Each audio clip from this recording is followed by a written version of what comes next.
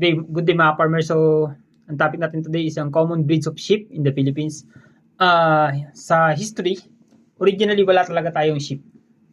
Unlike dun sa mga native goats, native pig, meron tayo niyan.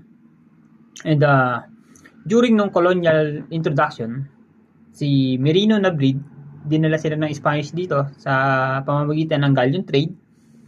And naging foundation breed ito ng Philippine native sheep. So, most of the Philippine native sheep dito nagmula. So yung characteristics nila, hardy and adaptable.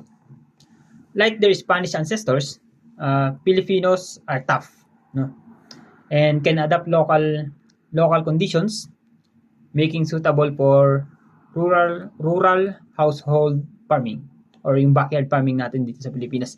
And originally, around 80-90% ng mga livestock natin dito sa Pilipinas is mostly backyard. So, very suitable itong Spanish sheep Merino pagdating dun sa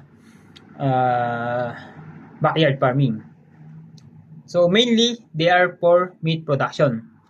Dahil nga, hindi naman popular sa atin yung wool, although meron siyang potential. Next is, yan, kinonsidered na siyang Philippine native sheep, yung Spanish Merino. And ang body weight niya is around 15 to 30 kg. So, maliit lang sila, parang native na kambing. Kaya, for meat talaga yung naging purpose nila dito sa atin sa Pilipinas. Unlike dun sa origin country nila, medyo malamig dun, nakakapag-produce sila ng fine wool. So, yun lang, pagdating dun sa Spanish Merino.